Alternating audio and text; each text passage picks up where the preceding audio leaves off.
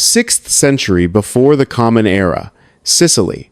Paralaus, the sculptor, presents his masterpiece to Phalaris, tyrant of Acragas, a hollow bronze bull with an acoustic chamber that transforms screams into animal sounds. Brilliant, Phalaris says. Show me how the mechanism works from inside. The moment Paralaus climbs in, the door slams. The bolt locks, smoke rises. His screams echo through bronze chambers, sounding exactly like an enraged bull. The inventor just became his own first victim. Ancient Greece has this glowing reputation. Philosophy, democracy, art, mathematics. We picture Socrates debating ethics and marble statues gleaming white. All true, but here's what gets conveniently skipped. These same enlightened Greeks threw people off cliffs, poisoned them with toxic plants, and invented torture that would horrify medieval executioners. They wrote about justice while stoning criminals in public squares. This wasn't contradiction. This was Greece. Greece wasn't one nation, but dozens of independent city-states. Athens, Sparta, Corinth, each with unique laws and punishments, some merciful, others ruthless. But when someone betrayed their city, consequences could be absolutely horrifying. And it started with a bronze bull that probably never existed, but reveals everything about Greek justice. The brazen bull is either history's most diabolical device or its most perfect moral fable. According to legend, victims were locked inside and slowly roasted as fires heated the bronze. But Paralaus engineered theater. The head's tubes transformed screams into bellowing sounds. When asked to demonstrate, he climbed inside. Some say Phalaris was disturbed by such cruelty and had Paralaus removed before death, then threw him off a cliff. Others claim Phalaris used the bull regularly and eventually died in it himself after being overthrown. The story's too perfect. Greek literature loved ironic justice, where inventors suffer their own creations. Athens, democracy's birthplace, had straightforward legal systems. Juries of at least 200 citizens heard prosecution and defense speeches, then immediately voted in secret without deliberation. One common verdict was exile. Convicted criminals were forced to leave immediately, taking only their clothes, property confiscated, connections severed. They'd walk into a world where they had nothing and nobody. This was considered merciful because they survived. Reality? Many died alone and penniless in foreign lands. Athens believed exile maintained stability, removed troublemakers without execution's finality. But exile wasn't just for criminals. Sometimes, Athens exiled people for being too successful. Meet Themistocles, the general who saved Greece from Persia. In 480 BCE, his genius at Salamis destroyed the Persian fleet. His reward 12 years later, Athens kicked him out for 10 years. This practice, ostracism, differed from criminal exile. Citizens voted annually using pottery shards. Enough votes meant 10 days to leave, banned for 10 years, but keeping property. Official reason? Preventing power concentration. Real motivation? Envy. Other punishments weren't generous. The Marathon was a deep pit where criminals were thrown. Cities used cliffs too. Yes, that 300 movie scene, based on reality.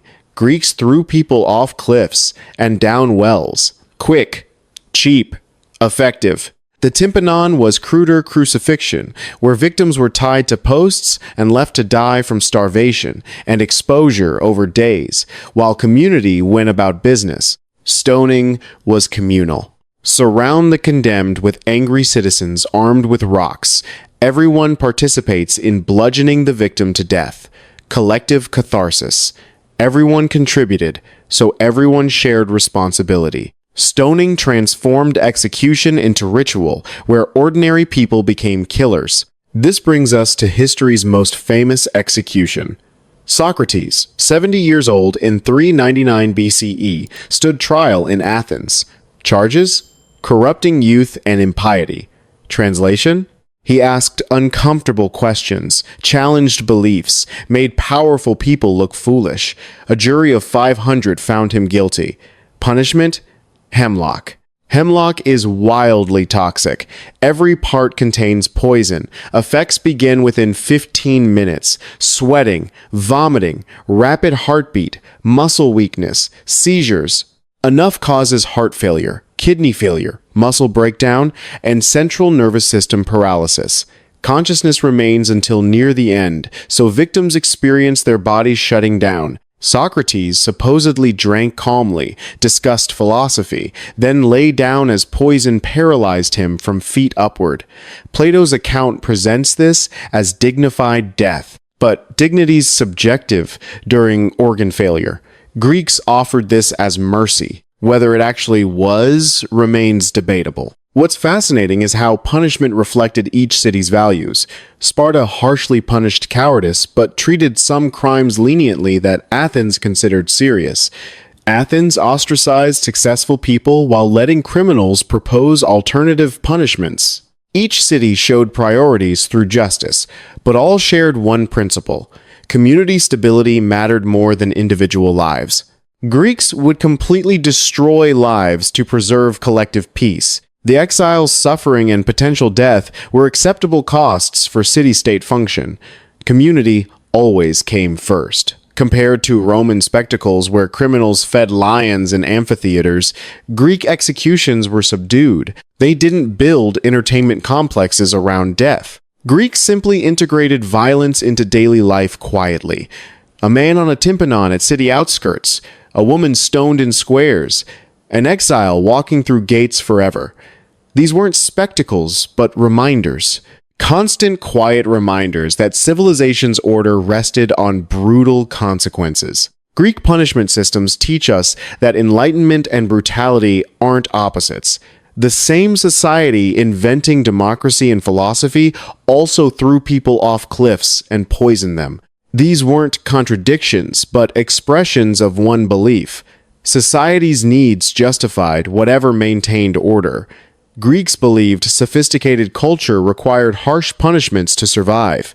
Punishment always served social purposes. The violence was never just violence, but communication. Teaching boundaries, demonstrating consequences, reinforcing values. When Athens exiled Themistocles after he saved Greece, the message was about acceptable power limits in democracy. When crowds stoned criminals, they reinforced communal bonds through shared violence. Every execution was a lesson for survivors. The ancient Greeks dealt with traitors through calculated cruelty disguised as justice. They exiled heroes out of envy. They threw people into pits for efficiency. They tied victims to posts as public warnings. They poisoned philosophers and called it mercy. Understanding Greek punishment matters because it reveals uncomfortable truths about civilization. We think progress means abandoning brutality for enlightenment. Greece proves that's false. Sophisticated culture and savage violence can coexist seamlessly. The same minds contemplating ethics could design torture devices. The same democracy giving voting rights would exile its greatest heroes. Greek city-states were honest about violence in ways modern societies aren't. They didn't hide executions or pretend justice was clean. They integrated punishment into public life openly. A man dying on a tympanon wasn't shameful, but necessary. A woman stoned wasn't tragedy, but order maintenance. This brutal honesty is simultaneously refreshing and horrifying. The legacy extends beyond ancient history. Every modern debate about justice, punishment, and social order echoes these ancient questions. How much freedom can democracy tolerate before threatening stability? When does criticism become dangerous? Should society exile troublemakers or reform them? Greeks grappled with these 2,500 years ago. Subscribe, because we dive into history's brutal underbelly, stories sanitized textbooks ignore. Comment which ancient civilization's punishment systems you want next. Roman arenas? Medieval torture? Aztec sacrifices? Chinese brutality? Persian executions? Egyptian justice? Let me know. The ancient Greeks gave us democracy and hemlock, philosophy and the brazen bull, enlightenment and cliff executions. They debated justice while throwing criminals into pits. That contradiction isn't weakness, but humanity at its most honest. We're all capable of brilliance and brutality. Greeks just didn't pretend otherwise. They built civilization on enlightened ideals and savage enforcement. Their punishment systems reveal that order always rests on violence's threat, whether acknowledged or hidden. Greeks acknowledged it. Maybe that's why their culture still shapes ours millennia later. See you next time when we explore more darkness hiding behind history's civilized facade.